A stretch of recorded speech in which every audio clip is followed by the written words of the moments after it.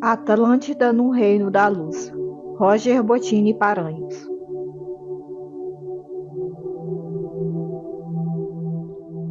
Capítulo 11. As Gêmeas.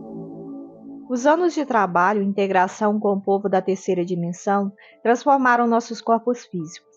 Estávamos cada vez mais materializados. Já não éramos tão fluídicos para os habitantes da região. Na verdade, tudo era apenas mera impressão. Possuíamos frequência mais leve, até porque éramos oriundos de uma dimensão superior. Não seria possível mudar nossas características assim de uma hora para outra. O descenso vibracional da quarta para a terceira dimensão era um processo lento, que levava décadas, e foi isso que aconteceu com a Atlântida, até o apocalíptico dia de seu fim, quando ela afundou no Oceano Atlântico. Nossos corpos continuavam a irradiar aquela mística aura luminosa, mas já nos sentíamos iguais a eles. Talvez tenhamos apenas nos habituado e não percebíamos mais as diferenças. Nossa alimentação era basicamente obtida dos raios solares, assim como fazíamos na dimensão superior de Atlântida. Bebíamos líquidos e nos alimentávamos raramente de frutas leves. Não precisávamos mais do que isso. E, também, qualquer coisa além poderia intoxicar nossa sutil constituição física. Entretanto, quando Evelyn se aproximava e abraçava aquelas crianças que a adoravam, era impossível não perceber sua aura luminosa irradiando o mais sublime amor. Sim, éramos seres quintessenciados. O povo do mundo primevo apenas resolveu tratar-nos como iguais para deixar-nos mais à vontade. Eles percebiam nosso desconforto por sermos diferentes. Não adiantava usarmos suas roupas rústicas e nos sujarmos na lida do campo. Era o que éramos. Nós procurávamos realizar as mais simples tarefas, como plantar e cozinhar o pão, para não passarmos a impressão de privilegiados. Inclusive, eu usava o domínio do vril raramente, até mesmo para não acostumá-los com algo que poderia lhes fazer falta no futuro, quando o espírito criador não nos permitisse mais viver naquela frequência. O vril era utilizado somente quando realizávamos alguma grande construção, como as pirâmides energéticas. Nós construímos, sim, algumas naquele local, que foram destruídas um pouco antes da edificação das definitivas pirâmides de Gizé, que estão de pé até hoje. Sabíamos que ali estava localizado um dos mais importantes centros de força da Terra e procurávamos captar toda a magnífica energia ali gerada, assim como ocorre na região do Planalto Central, no Brasil. Nessas regiões do planeta, assim como na capital Poseidones, o fluxo de energia é de 5 a 6 vezes maior que o normal. Como a terceira dimensão é mais densa, foi fundamental a correta escolha do lugar para obtermos os resultados esperados. Se o homem moderno soubesse manusear a energia vril adormecida na grande pirâmide de Kelps, teria grande surpresa. Apesar de as paredes não serem de cristal branco, o vril ganhava respeitável força dentro daquela grande construção. Os arqueólogos atuais acreditam tratar-se apenas de uma simples edificação funerária. Os faraós da quarta dinastia egípcia apenas se apropriaram daquelas magníficas construções e realizaram algumas reformas para utilizá-las como morada eterna. Depois que elas foram abandonadas pelas gerações que não mais compreendiam o mecanismo de funcionamento da poderosa energia vril. Muitos dos atlantes capelinos, que reencarnaram posteriormente no Vale do Nilo e realizaram esse magnífico trabalho, se reencontraram com o caminho da luz e retornaram para os seus mundos em capela, por portais abertos de tempos em tempos, para os que se regeneraram. Nem todos voltaram. Alguns, como Evelyn, ficaram, de acordo com o que lhes falava o coração. E assim, ali, naquele mundo selvagem, minha esposa amada encontrou sua real e definitiva vocação. A medicina. Vê-la carregando aquelas frágeis crianças no colo, irradiando sua magnífica luz divina, era algo mágico, que alegrava meu coração de forma especial. Nem sempre o vril era suficiente para curá-las ou amenizar suas dores.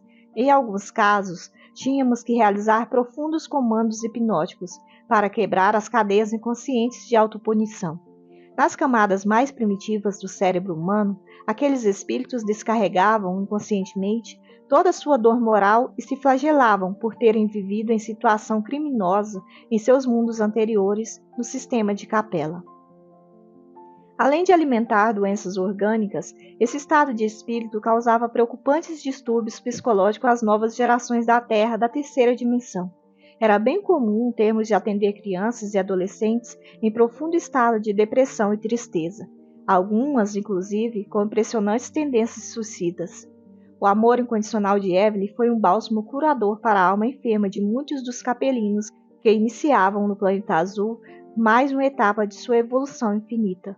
Com sua fala mansa, carinhosa e tranquila, Evelyn consolava Adão e Eva, muitos deles que haviam mordido a maçã do pecado e perdido seu paraíso. Toda lenda sempre tem um fundo de verdade. Evelyn realmente tinha assumido para si o papel designado aos Atlantes capelinos, auxiliar no desenvolvimento dos povos do mundo primeiro. E esse seu comportamento, focado no caminho da luz, a fez conquistar uma evolução reta, sem desvios, obtendo 100% de aproveitamento em suas encarnações na Terra. Hoje, ela encontra-se nas mais altas esferas espirituais da Terra, trabalhando ao lado de mestres como Jesus, Saint-Germain, Hermes, Ramatiz, Akhenaton, entre outros. Ela escolheu o verdadeiro caminho para a felicidade.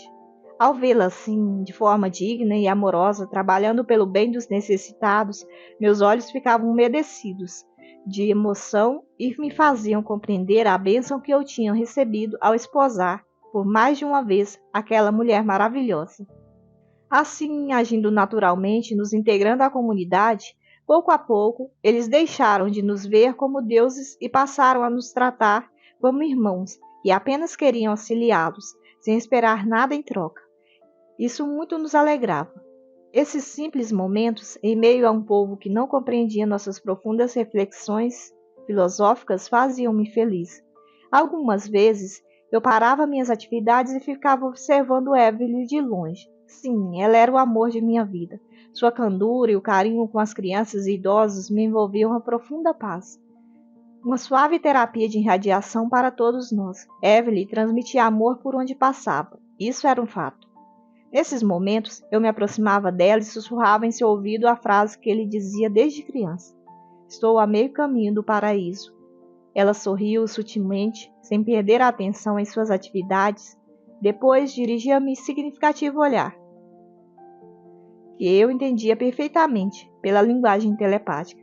Em seus olhos, eu li a frase: "Eu te amo", carregada da mais pura energia que esse sentimento pode nos trazer.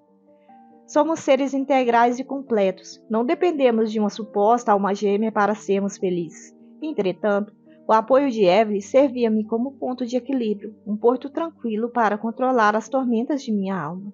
Sua mente irradiava serena paz, como se fosse uma suave sinfonia, enquanto a minha vibrava em uma frequência frenética, semelhante a uma estridente música de rock pesado. Quando ela se aproximava, parecia que as tempestades internas que habitavam o meu ser cessavam como por encanto. Seus gestos delicados, a voz serena, a ternura no olhar, o equilíbrio da alma, mesmo em momentos de grande tensão, tudo nela era perfeito e servia como bálsamo que aliviava minha alma torturada por traumas inconscientes que eu não conseguia acessar. Isso me causava insegurança.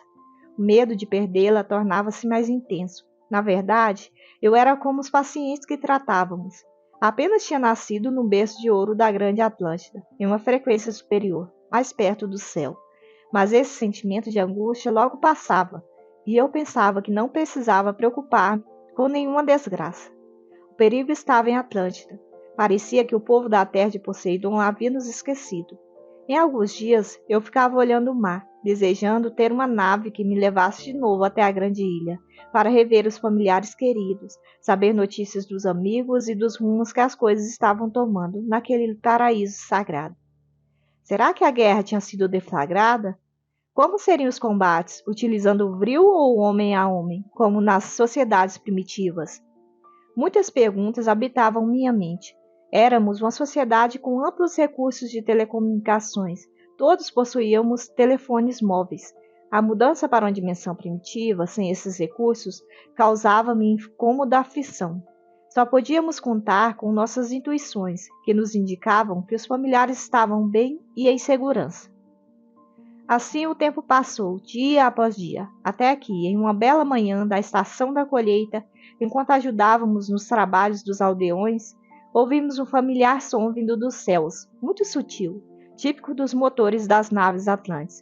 Eu olhei para Evelyn e disse-lhe, com um brilho no olhar, devem ser nossos pais. Estou curioso para saber notícias da grande ilha. Ela sorriu e corremos pelo campo, de mãos dadas, em direção ao local de pouso. Nem percebemos, mas nos comportamos da mesma forma que os aldeões durante nossas visitas aos povos do mundo primeiro. Parecíamos crianças ou pessoas simples do campo, deslumbrados com a tecnologia de um mundo superior. De certa forma, tínhamos nos tornado semelhantes àquelas criaturas miúdas que me assustaram na primeira vez que visitei o mundo primeiro, as quais Arnak chamava de macacos falantes. Apesar de não parecer, eu gostava disso. Amei verdadeiramente aquele povo. Tanto amei que minhas primeiras encarnações na terra do mundo primeiro ocorreram naquele adorável vale cortado pelo sagrado rio Nilo, o Egito. No entanto, o que mais nos chamava a atenção não era a aeronave, e sim seus passageiros. Pouco depois, nossos pais desceram pela rampa do veículo e correram para nos abraçar. O encontro foi um momento de grande felicidade. Abraços, beijos, muitos sorrisos, olhares luminosos. Naquele instante de extrema felicidade, minha aura voltou a vibrar de forma mais intensa, e os aldeões perceberam que, na verdade, apenas tínhamos nos apagado temporariamente. Aquela era a nossa natureza, a natureza divina, segundo eles diziam. Estranhei a tranquilidade e o despojamento de Nasser. Então brinquei com o grande mestre da paz, dizendo: Mestre Nasser, quanta tranquilidade! Nem parece o preocupado administrador da grande ilha que conheço. Ele me abraçou com carinho e falou: Meu filho, fui obrigado a uma aposentadoria forçada. Agora estou me dedicando à formação dos discípulos que enviaremos para terras como esta. Folgo em saber que, apesar da tragédia que está se abatendo sobre nossa pátria, vocês estão realizando trabalhos de luz. Mas as emoções não tinham acabado. Quando estávamos nos retirando para a grande varanda do templo, local mais acolhedor para conversar com as visitas, por causa do forte sol do fim da manhã, surgiu na rampa da aeronave duas pequenas meninas, com aparentemente 4 anos de idade, acompanhadas de uma mulher que deveria ser a babá. As meninas eram lindas, duas gêmeas que me magnetizaram instantaneamente. Nunca vira algo semelhante.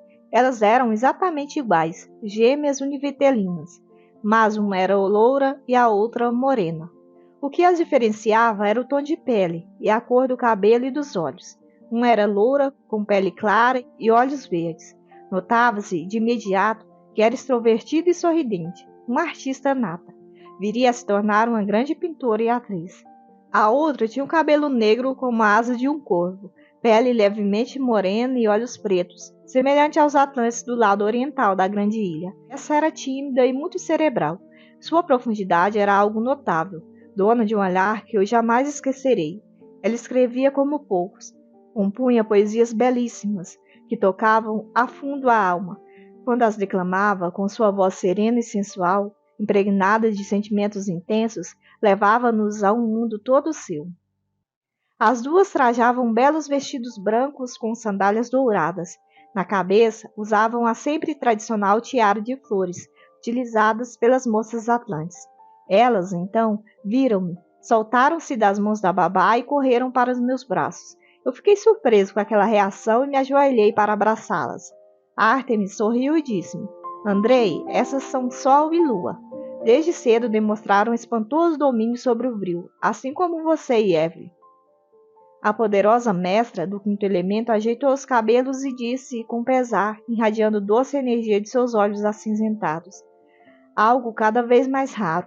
Os imortais parecem estar restringindo o domínio sobre o vril.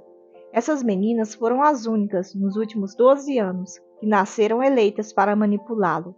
E como? Você ficará espantado com o que elas podem realizar.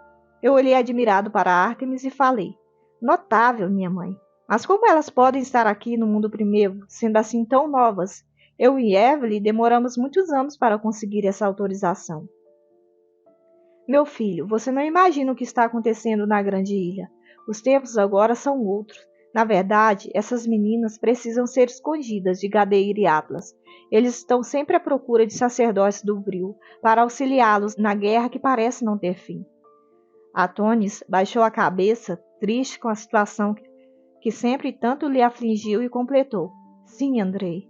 Até nós estamos sendo ameaçados por não apoiarmos Gadeir, mas já temos uma solução.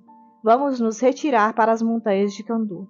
Lá criaremos com o Vril um campo energético para não sermos descobertos pelos homens ambiciosos que desejam utilizar o poder do quinto elemento para o mal, e estabeleceremos nossa escola para preparar aqueles que levarão nosso legado para o mundo primeiro, quando a terra de Poseidon sucumbir definitivamente, conforme previsto pelos imortais. Eu fiquei pensativo, refletindo sobre o perigoso rumo que nossa nação tomava. Mais uma vez, aquele desejo de voltar à Atlântida tomou conta de mim. Perdida em meus pensamentos, fui trazido de volta por uma voz angelical. Era Sol. A lourinha extrovertida chamou minha atenção sem timidez nenhuma. Naquele instante, até acreditei que ela não sabia o que estava dizendo. Com sua mãozinha acariciando meu rosto, falou: Andrei, nossa grande mãe, Ártemis, diz que você é um dos maiores sacerdotes do Vril que nossa terra já conheceu. Eu e minha irmã queremos que você seja nosso mestre e esposo. Você aceita? Eu fiquei espantado com aquele pedido direto de Sol e ainda mais confuso com o olhar penetrante de Lua, que parecia analisar os detalhes mais íntimos de minha alma. Verdadeiramente me senti nu na presença daquele doce olhar. Todos riram com a manifestação espontânea de Sol.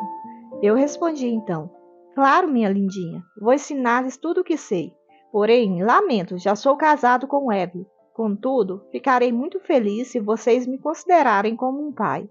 Pai e mãe são aqueles que educam. Ártemis não é minha mãe biológica, mas a chamo assim, porque me ensinou tudo o que sei. Ficarei muito honrado em ajudá-las em sua formação, meus anjos. As duas beijaram meu rosto ao mesmo tempo, uma em cada face. Depois ergueram as mãos e Sol falou, em tom solene: Prometemos honrar seus ensinamentos e jamais desapontá-lo. Você poderá sempre confiar em nós.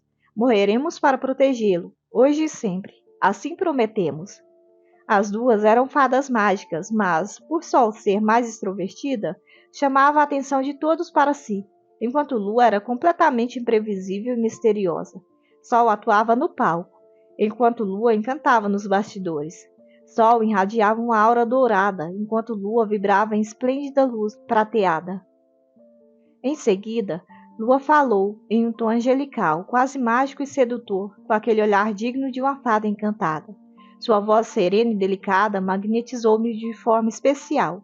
Sim, nós prometemos.